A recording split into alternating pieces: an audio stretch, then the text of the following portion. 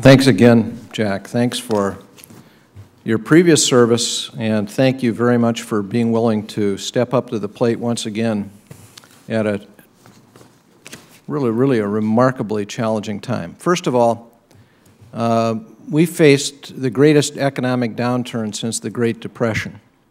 I will never forget in 2008 being called to an emergency meeting in the Majority Leader's office, arriving there at about 6 o'clock one evening, and there was the head of the Federal Reserve, the Secretary of the Treasury in the previous administration, all the leaders of Congress, Republicans and Democrats, and they were there to tell us they were taking over AIG the next morning.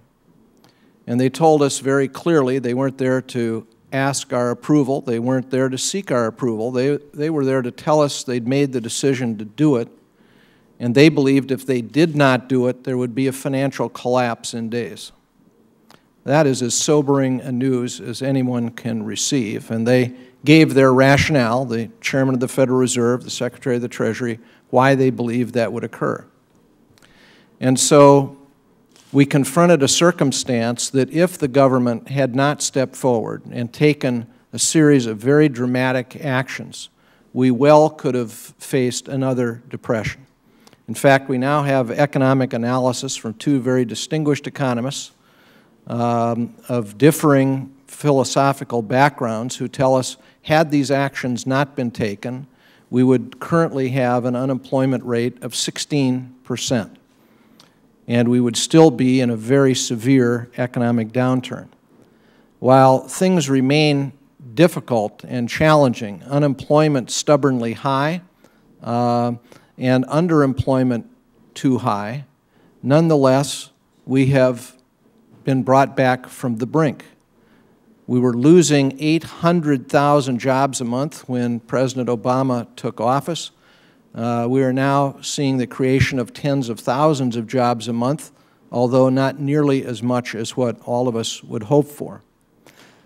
Economic growth was a negative 6% in the first quarter. The President was in office. It has now turned positive, although not as strongly positive as I think all of us would hope for. So that's the circumstance that you inherit. You walk into a situation in which we have been brought back from the brink of what could have been a financial collapse, and by the way, not just here, but globally. And that meant the explosion of debt, because the government had to come in to prevent this collapse. That meant dramatically increased expenditures, dramatically reduced revenues, as we both cut taxes and spent money in order to prevent a collapse. But all of that's unsustainable. Even before this downturn occurred, we were on a long-term path that was unsustainable. I've warned my colleagues many times that the debt is the threat. I believe that deeply. So while we've had to see an increase in debt in the short term to avert a collapse, we now need to pivot and focus like a laser at bringing down this debt. The circumstance we confront is very clear. Revenue is the lowest it has been as a share of our gross domestic product in 60 years. Spending is the highest it has been as a share of our gross domestic product in 60 years. Clearly, we need to reduce spending as a share of the economy, and we need to raise revenue. Let me just say, my own belief is, before we raise taxes on anyone, we ought to collect the taxes that are already due from people who are not now paying what they owe. If we collected what was owed, we wouldn't need any additional revenue increase by my calculation. If we just collected what is owed.